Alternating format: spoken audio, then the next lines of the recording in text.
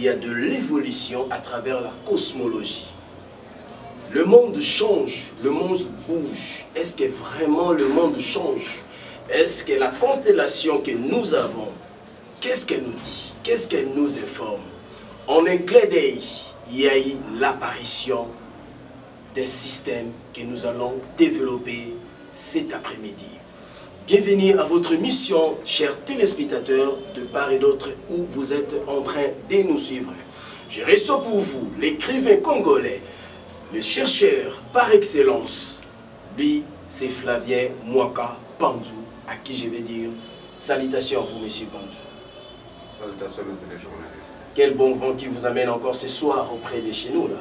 Bon, aujourd'hui, je viens beaucoup plus pour parler du phénomène Big Bang. C'est un phénomène très important parce qu'aujourd'hui, dans les pays qui suivent effectivement les actualités cosmologiques, voilà, le Big Bang est venu diviser les religieux avec les scientifiques.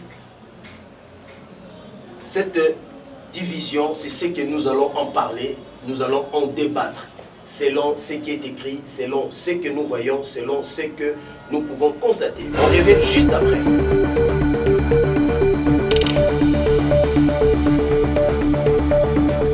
Le Big Bang, c'est un mot nouveau auprès des téléspectateurs qui nous suivent. Pouvez-vous vous expliquer c'est quoi le Big Bang? Oui, effectivement, c'est aux environs des années 1920 que la cosmologie est entrée dans sa phase de développement actuel. Et là maintenant, les astronomes ont commencé à spéculer parce qu'il n'y avait pas des appareils.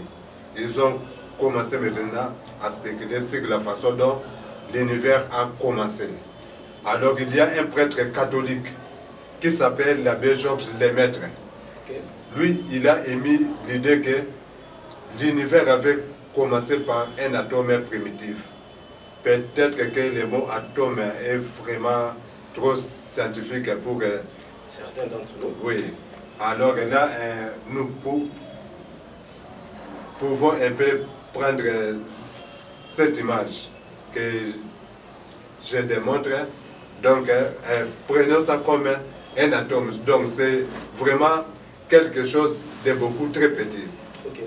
Donc, aujourd'hui, si vous prenez la dimension de la Terre, parce que je ne dis pas la dimension de l'univers, sinon beaucoup de personnes ne vont pas comprendre. Ça, selon le contexte de 1920. Oui. Prenons seulement la dimension de la Terre. Vous prenez tous les continents, États-Unis, Français et consorts, et vous prenez aussi le Soleil. Savez-vous, par exemple, que la Terre entre dans le Soleil 1 million de fois? La Terre entre dans le Soleil 1 million de fois. C'est-à-dire que le Soleil a une gigantesque volume par rapport à la Terre.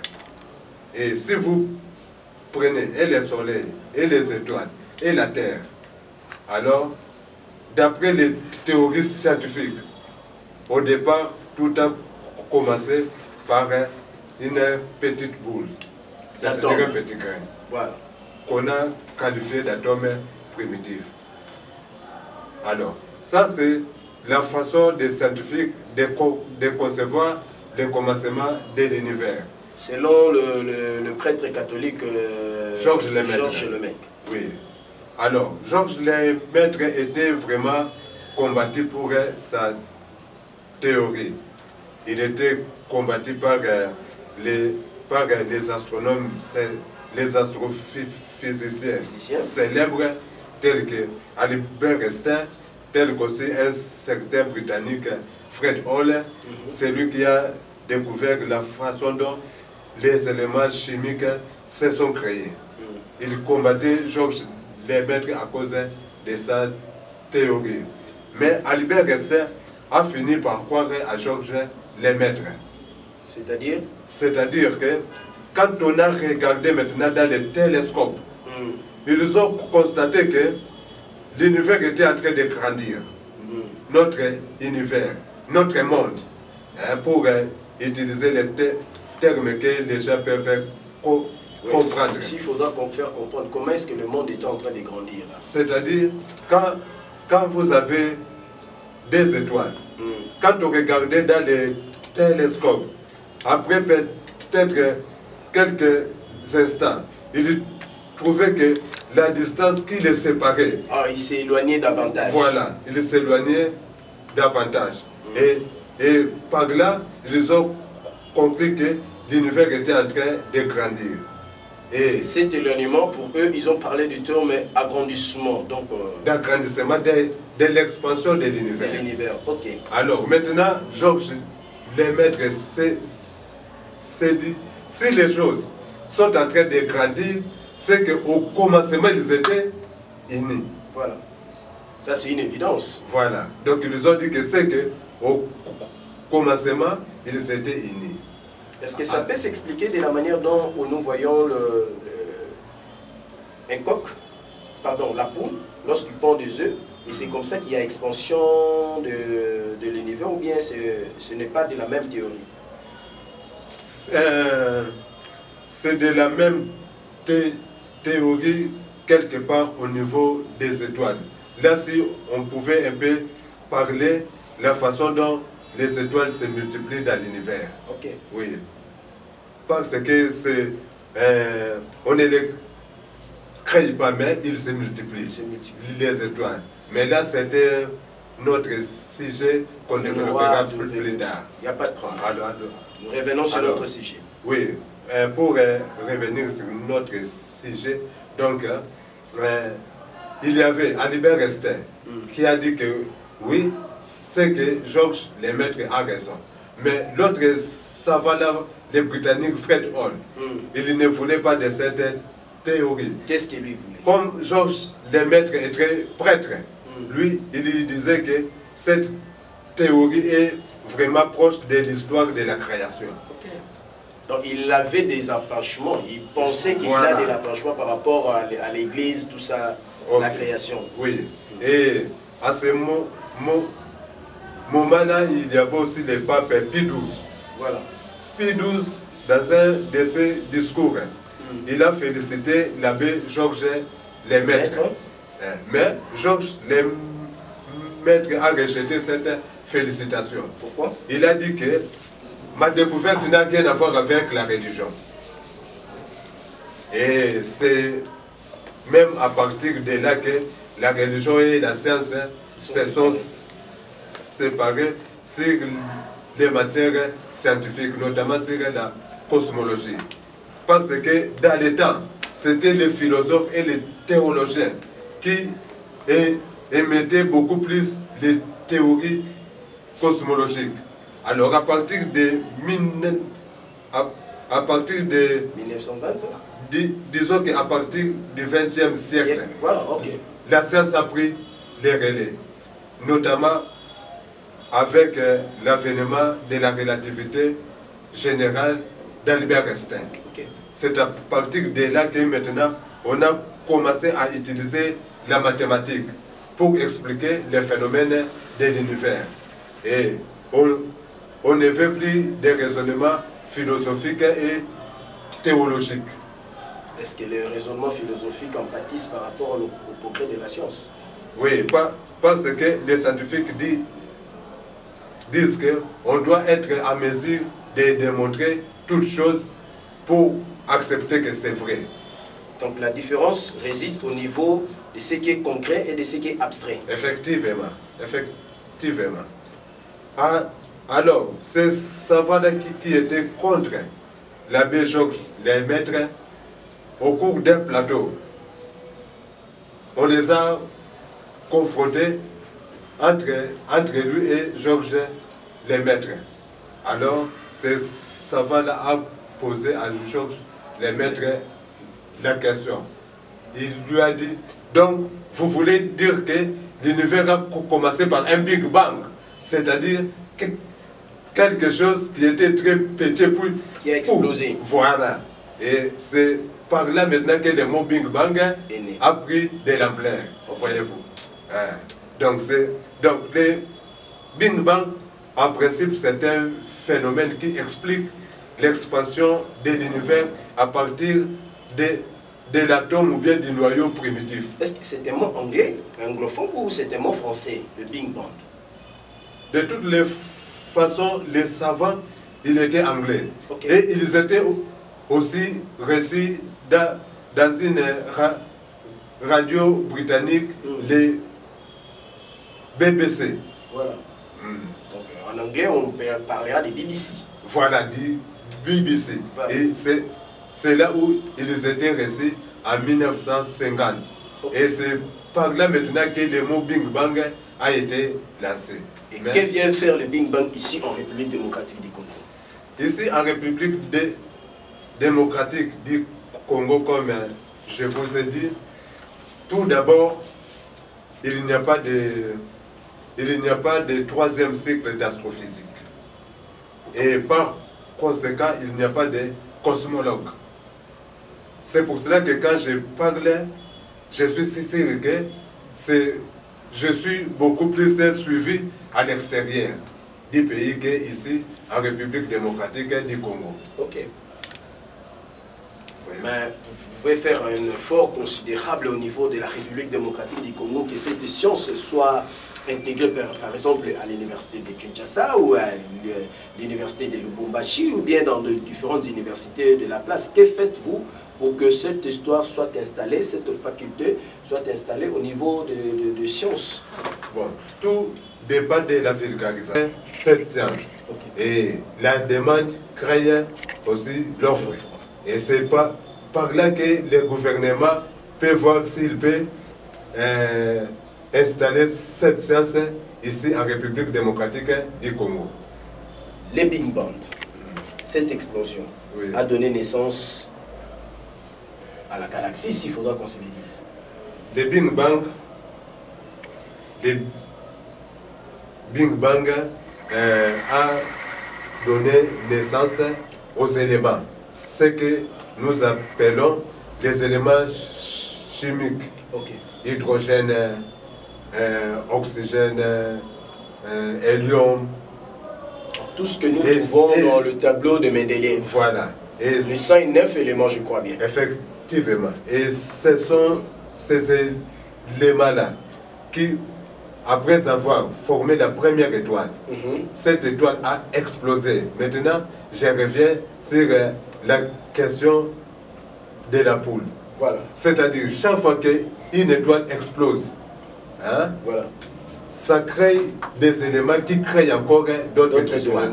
Okay. Donc, quand on parle de galaxies, cela veut dire tout un ensemble des étoiles. Voilà. Des étoiles et des planètes. Est-ce que le Big Bang, c'est un mythe ou une réalité? Bon, au départ, on croyait que effectivement c'est un mythe. Mais il y a eu certaines observations que les scientifiques ont fait qui ont, ces observations-là ont venu confirmer effectivement le phénomène Big Bang. Parmi ces observations, hein, ils ont par exemple découvert la première lumière de l'univers. C'était quoi? Actuellement, on appelle ça les premières lumières quand l'univers a eu de l'expansion. Il y avait un savant en 1948 qui s'appelait Georges Gamow. Il était américain d'origine russe. Voilà. Lui, il a dit, si effectivement il y a eu Big Bang, c'est qu'on doit retrouver les reliquats. Les reliquats, c'est-à-dire des tombées. Oui, de cette lumière, ou bien de la lumière qu'il a éclairée, ou bien les éclats. Qui sont tombés quelque part. Non, non, qui sont en train qui sont volatilisés. Voilà. Et c'est effectivement qu'on a découvert ça en 1965, encore par des Américains, parce que ce sont eux qui ont des matériels les plus performants. Ils ont découvert ça et ils ont même eu le prix Nobel de la physique. Donc ils en ont découvert par les télescopes toujours là. Oui, oui, ils en ont découvert. Tout d'abord, ils avaient découvert ça à travers leurs antennes. C'est-à-dire, à partir de leurs antennes, ils ont capté un certain bruit. Un certain bruit. Et après étude, on a dit que ça devrait être le rayonnement là originel. Alors, c'est ainsi qu'on a monté un télescope uniquement pour ça. Adapté par rapport à ça. Oui, et le télescope est allé et effectivement, il a pu photographier cette lumière. Là, c'est vraiment la haute technologie de la NASA. Est-ce qu'ici, en République démocratique du Congo, nous avons les télescopes? Non, non, non. Ici, il n'y en a pas. Je pourrais même dire que c'est moi qui ai introduit ça pour la première fois en République démocratique du Congo. Et j'ai eu même des problèmes à l'aéroport. On croyait que c'était les matériels militaires. Ok. Mais nous pourrons quand même faire une descente dans vos bureaux pour voir ce télescope que vous avez, certains matériels qui vous permettent d'enrichir vos connaissances au-delà de ce qui se passe au monde. Disons plutôt que moi, je n'ai pas un bureau de cosmologie parce que je travaille dans une entreprise. Donc tous les matériels, je l'ai plutôt chez moi dans ma maison. Ok. C'est-à-dire que nous ferons un tour pour faire voir à ceux qui ont la chance, à ceux qui veulent bien découvrir ce qui se passe au niveau de la cosmologie, parce que vous êtes un modèle cosmologique universel en République démocratique du Congo. Je vous rappelle que cette émission n'est pas une émission spirituelle ou bien une émission de caractère religieuse. C'est une émission de la science. Nous parlons science. Ne faites pas trop de soucis, ne faites pas trop de cauchemars parce que nous parlons science, nous restons dans la science. Mais la science, elle est le dérivé de Dieu le Père Tout-Puissant. Effectivement, la science est le dérivé de Dieu le Père Tout-Puissant. Malheureusement que tous les grands scientifiques sont presque des athées. C'est-à-dire, ils ne croient pas en Dieu. Pourquoi? Parce que la religion n'arrive pas à convaincre les scientifiques sur ce que Dieu a fait dans ce monde. Mais vous, au moins, vous croyez à Dieu. Tout d'abord, je sais que vous avez fait passer le générique de ma présentation. Au début, je tiens à dire à tous les téléspectateurs que je suis le créateur du modèle cosmologique universel. Le modèle cosmologique universel, c'est la restitution scientifique du schéma biblique de la création, contenu dans Genèse 1 et 2. Donc, je suis la première personne qui vient auprès des savants pour leur démontrer que le schéma biblique de la création, c'est vraiment un schéma scientifique. Un schéma scientifique qui, effectivement, démontre pas que l'univers a été créé par Dieu, mais qui démontre que ce schéma est vrai.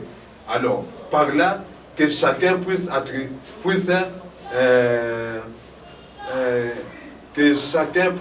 effectivement disons, trouver sa, émettre sa conclusion. Oui, donc moi, je démontre seulement que le schéma biblique de la création est vrai à travers mes recherches. Je ne suis pas pasteur ni religieux pour faire un travail basé sur le fanatisme. Moi, j'ai fait un travail de recherche et j'ai découvert que le schéma biblique de la création est vrai. On nous dit que les 5 premiers livres de la Bible ont été écrits par Moïse, qui est africain, personnellement. Je peux me dire ça parce qu'il est né en Afrique, il a pratiquement tout fait en Afrique, en Égypte. Il a rédigé. C'est qu'aujourd'hui, le chercheur Pandou est en train d'entrer en profondeur pour développer le livre de Genèse, du chapitre 1 jusqu'au verset 1 au verset 2 du livre de Genèse. Là. Ben, parce que les gens le lisent peut-être superficiellement, mais lui, il entre en profondeur pour voir vraiment, est-ce que c'était vraiment ce qui s'était réellement passé. Ben, la science est en train de nous dire ce qui s'était vraiment passé. Les big bands, son évolution aujourd'hui vers 2023. Où est-ce que nous en sommes? Donc, jusqu'aujourd'hui, les scientifiques continuent de constater que l'univers est toujours en train de grandir. Donc c'est pour dire que les phénomènes Big Bang se confirment de plus en plus. Alors, j'ai dit au début que ce mot-là, Big Bang, aux États-Unis et en France, aujourd'hui, ici en Afrique, on n'en parle pas. Parce que c'est une science qui ne se retrouve pas ici en Afrique. Mais au niveau de l'Amérique et de l'Europe, le mot-là, Big Bang, est venu diviser les religieux avec les scientifiques. Et aujourd'hui, s'ils m'attendent en train de parler, ils me suivent effectivement avec beaucoup d'attention. Parce que ce que moi j'ai découvert, c'est quelque chose qui va effectivement mettre tout le monde d'accord. Et surtout qu'en Afrique, nous sommes en retard par rapport à l'évolution de la science, là. Oui, en Afrique, d'ailleurs, on dit que l'Afrique fait partie des continents les moins développés par rapport à d'autres continents. Donc, on n'a pas tous les équipements qu'il nous faut, que ce soit dans tous les domaines, médecine, armement, technologie. Nous sommes effectivement en retard. Alors que dans certaines recherches que j'ai dû effectuer quelque part, on nous démontre que l'Afrique, au début c'était même pas le mot Afrique, mais son origine donnait le mot du berceau, c'est-à-dire le berceau de l'humanité. Hein? On est pratiquement en retard. Donc revenons un peu sur ce fameux problème de Big Bang. Les années passent et M. Flavien fait un effort considérable pour que le Big Bang soit implanté et soit connu de toute la population. Mais quelles sont les contraintes, quelles sont les difficultés que vous avez jusqu'en ce jour pour que votre science que vous avez, elle puisse entrer aux différentes universités du continent africain? Effectivement, là, c'est une très bonne question. C'est-à-dire, tous les prêtres, tous les pasteurs qui ont fait les universités théologiques, là, on les a inculqués que le schéma biblique de la création, c'est une histoire qui vient de la tradition orale et qu'il n'y a rien de vrai à l'intérieur. Okay. Alors, aujourd'hui, quand ils attendent un Africain venir dire qu'il a découvert que le schéma biblique de la création est vrai, c'est tout le monde qui lui claque la porte. Okay. Donc on vous rejette. Voilà, effectivement, on me rejette. On vous soutient, mais nous demandons à toutes les personnes de bonne volonté qui peuvent soutenir ces recherches à pouvoir bien les contacter à travers le numéro qui est affiché, parce que c'est son numéro. Eh ben, ça sera très utile, parce que la science telle qu'elle évolue, elle demande à ce qu'elle soit soutenue. Les recherches coûtent énormément, trop cher, je crois bien. Non, là, de ce côté-là, je n'ai aucune idée, mais si aujourd'hui, je pouvais rencontrer soit le Premier ministre ou bien le Président de la République, je ne leur apporterai pas les problèmes, mais je leur apporterai plutôt la solution afin que je puisse aller de l'avant.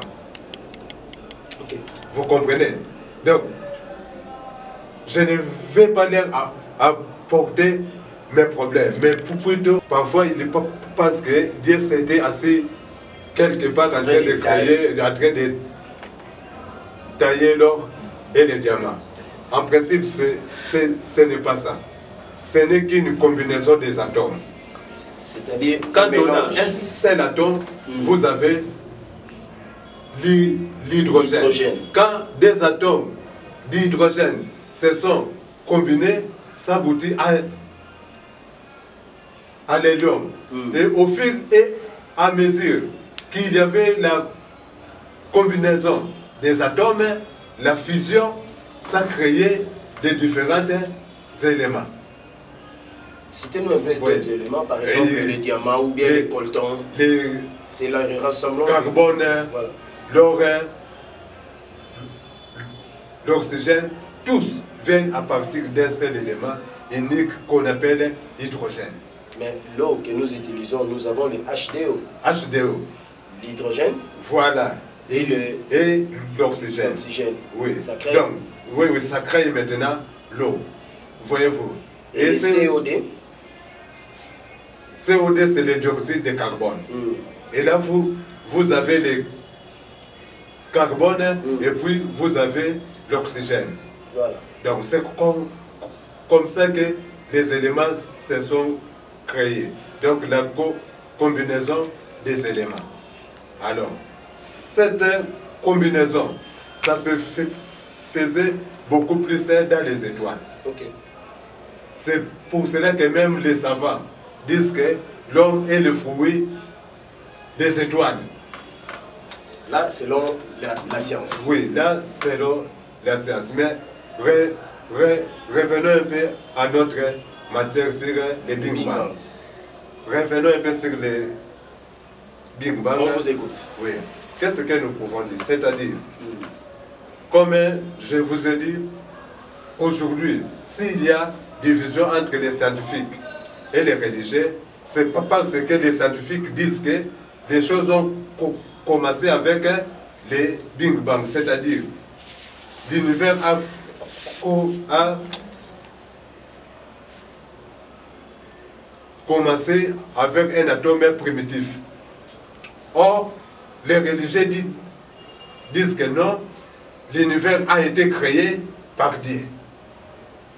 Mais quelle nuance y a-t-il? Ce qui est là, c'est que les savants, tout a commencé à partir de ça, de cet atome. Ils ne voient pas Dieu. Ils disent qu'en dehors de cet atome, il n'y a rien. Donc, au départ, il n'y avait que cet atome qui était le début de l'univers. Alors, cela a créé vraiment une séparation entre la science et la religion à ce qui concerne l'origine ou bien le commencement de l'univers. Ça, c'est comme on a toujours dit, ça fait partie du monde invisible, de ce que nous ne voyons pas. En principe, l'univers, c'est effectivement ce que nous voyons. Et ce que nous ne voyons pas, c'est au-delà. Oui, ce que nous ne voyons pas, c'est effectivement l'au-delà ou bien le monde spirituel qui n'est pas inclus dans les discussions entre les scientifiques et les religieux. Et pourquoi là, ce n'est pas inclus? Ce n'est pas inclus comme je vous ai dit. La science ne croit qu'aux choses qu'on peut démontrer. Or, le monde spirituel, on ne sait pas les démontrer. On ne fait que croire. Voilà, on ne fait que croire, surtout les croyants. Comme vous pouvez nous démontrer sur le Big Bang, démontre-nous une fois de plus que le Big Bang est à la base de tout ce qu'on a comme étant, par exemple, des érosions, ça provient d'où? Mais les érosions, ça provient de beaucoup de phénomènes physiques comme la pluie, les tremblements de terre, les affaisements de terrain et consorts. Mais au début, il n'y avait pas de tremblement de terre. Qu'est-ce qui a favorisé ces tremblements de terre? C'est toujours dans l'explosion de Big Bang ou c'est comment là? Parce qu'au début, il n'y en avait pas. Non, non, les tremblements de terre n'ont rien à voir effectivement avec les Big Bang. Les tremblements de terre viennent souvent, c'est-à-dire dans les sous-sols. Ce sont des phénomènes physiques. Voilà, dans les sous-sols, il y a parfois des cavités, c'est-à-dire des endroits un peu vides. Okay. Qui font que parfois, sur base des mouvements de la terre, on aboutit un peu à ces tremblements-là. Mais il faut beaucoup plus expliquer ça entre les mouvements de failles qui sont dans les sous-sols et que les téléspectateurs ne vont pas bien assimiler ça. Parce que je sais que même le pierre laisse pierres, parce que vous n'allez pas me dire les pierres qui sont à Kintsuka là-bas, ce sont les pierres depuis la création de l'humanité. Bon, certaines pierres naissent tout d'abord, jusque-là, l'âge qu'on donne à la Terre, c'est 4,5 milliards d'années. Or, suite à cette âge-là, oui. Alors, maintenant, la combinaison de l'eau avec certains sables, c'est ça aussi qui est à la base de la création de ces pierres. C'est pour cela qu'on voit beaucoup plus de pierres dans les parcours des fleuves. Okay. C'est la combinaison de l'eau et les sols. Et les sols. Voilà. Ce ne sont pas n'importe quel sol, parce que quand vous oui, allez par exemple chez nous à Matadi, là-bas, il y a une grosse pierre, voilà. Il n'y a pas d'eau. Oui, oui, si vous allez auprès des géologues, ils vous diront qu'il y a beaucoup de sortes de sols. Voilà. Alors, aussi, dans le Big Bang, il y a beaucoup de sortes de sols dans les sous-sols. Voyez-vous. Et maintenant dans la nature. Dans la nature. Oui. Dans la nature aussi, il y a des pierres. Par exemple, il y a des pierres qui sont en train de sillonner dans le ciel. Et pourquoi ça ne tombe pas? Qu'on appelle les météorites. Ah ouais, je vois les météorites. Mais les météorites créent beaucoup de problèmes aussi au niveau de la Terre. Parce que leur vitesse, lorsqu'ils descendent, c'est catastrophique. Très souvent au niveau du Canada, au niveau de Los Angeles, au niveau des États-Unis, ils vivent un peu ces histoires de descente. Mais pourquoi ça se passe souvent chez eux là-bas et non ici en Afrique? Bon, peut-être que ici ça se passe. Mais comme l'Afrique, il y a beaucoup d'espace vide. Donc un phénomène peut se dérouler au niveau de la forêt, on ne verra pas ça. Et puis, nous n'avons pas des appareils performants pour voir ça. Mais si on pouvait beaucoup plus revenir à notre sujet du jour, parce que j'ai dit que le Big Bang a créé une scission entre les scientifiques et les religieux. On vous écoute. Alors, maintenant, revenons du point de vue des schémas bibliques de la création. Moi, j'ai toujours dit, avant d'entreprendre mes recherches, je m'étais dit que mais si effectivement Dieu est le créateur de l'univers, c'est que le schéma biblique de la création devrait être vrai. Parce que le schéma biblique de la création, c'est le premier schéma qui nous relate effectivement l'évolution de l'univers, de l'origine jusqu'à l'homme. Mais pourquoi les scientifiques l'ont qualifié de contes, des mythes, et que les théologiens arrivent à croire à cela? Alors, c'est par là maintenant que j'avais commencé mes recherches, pour voir si effectivement, si ces schémas ne répondent pas aux observations scientifiques. Et c'est par là que je suis arrivé à découvrir que ce qu'on appelle les phénomènes Big Bang, ça se retrouve effectivement dans les schémas bibliques de la création. Comment? Oui, que je suis arrivé à découvrir que les phénomènes Big Bang, ça se retrouve dans les schémas bibliques de la création, à travers les versets qui disent Dieu sépara les eaux d'avec les eaux. Alors, quand nous prenons un peu ces versets-là, Dieu sépara les eaux d'avec les eaux. C'est-à-dire, on prend un peu ça. Hein? Ici, tout est sur place. Voilà. Rien ne bouge. Rien ne bouge. Tout est condamné. Hein? Tout est statique. Mais la Bible dit, voilà. Hein? Puis Dieu dit, séparons les eaux d'avec les eaux. Je vous ai dit que c'est à partir du Big Bang qu'aujourd'hui, on a tous les astres. Alors, qu'est-ce qui s'est passé dans la séparation des eaux d'avec les eaux? Hein? Si nous essayons un peu de souffler dans ces eaux, qu'est-ce qui va se passer? Voyez-vous? Donc, tout ça là. Voyez-vous? Donc, l'une de ces boules est devenue ce qu'on appelle c'est là où la terre a germé. Voyez-vous? C'est là où la terre a germé. Hein? Et puis les autres sont à la base de création des luminaires. Okay. Alors, vous voyez que tout vient autour d'une même source. Okay. Voyez-vous? C'est effectivement ça, voilà. C'est effectivement ça, la séparation des eaux avec les eaux. Et c'est effectivement ça, les Big Bang que les scientifiques ont découvert. Mais seulement, il n'y avait jusque-là personne pour dire aux scientifiques que la séparation, que les Big Bang, c'est effectivement la séparation des eaux avec les eaux qui est écrite dans la Bible. Alors, par là maintenant, on voit que et les scientifiques et les religieux, personne n'a tort. Et s'il faudra résumer sur le Big Bang pour que les téléspectateurs qui vous suivent à Panama, les téléspectateurs qui vous suivent en Afrique du Sud que je salue, partout ailleurs, s'il faudra résumer sur le Big Bang, elle est la naissance de la cosmologie. Le Big Bang, comme je vous ai dit, le Big Bang c'est un phénomène.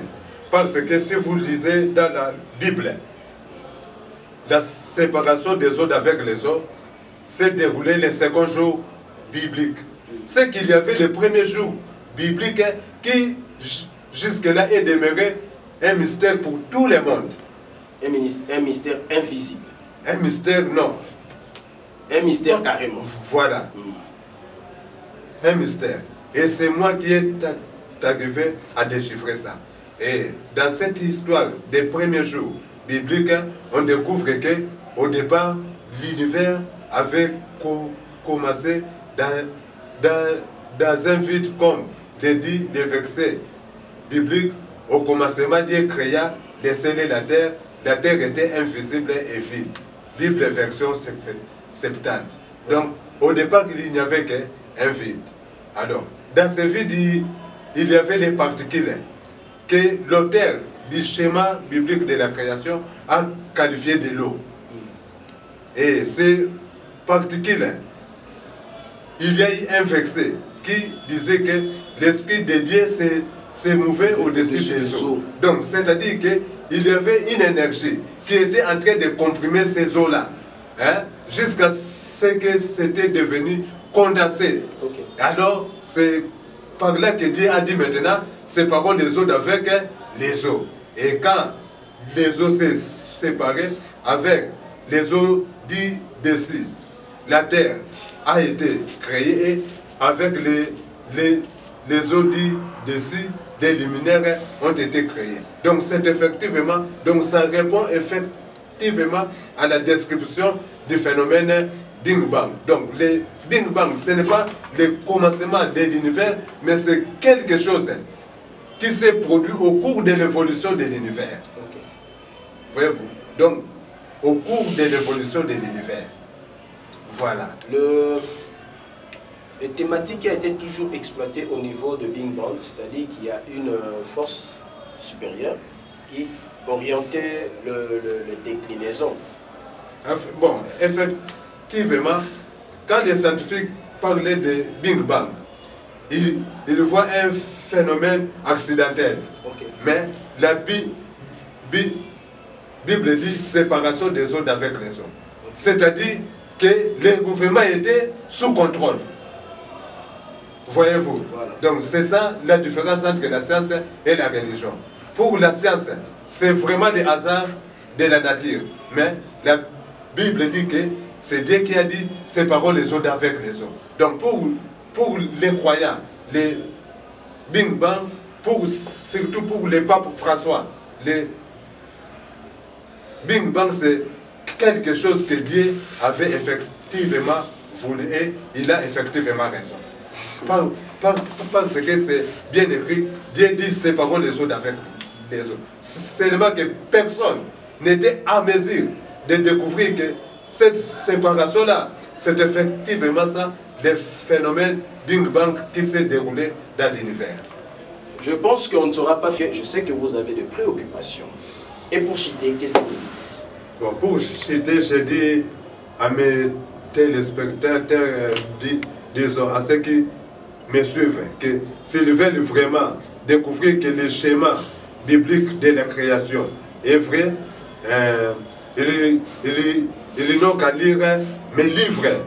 Vous pouvez les découvrir en saisissant mon nom sur Google, Flavien Panzou, Mwaka. Une fois que vous cliquez, vous allez voir tous les livres que j'ai publiés. Et c'est à travers ces livres-là que vous allez effectivement découvrir que le schéma biblique de la création est vrai. Mais même si pour le moment, les savants acceptent ça difficilement. C'est un plaisir pour moi de vous savoir nombreux devant vos postes de télévision pour suivre cette grande émission de l'actualité dans l'univers. Nous devons comprendre ce monde, comment elle existe. Eh bien, on se retrouve alors pour le prochain numéro. Portez-vous bien, car votre fidélité nous honore. Merci.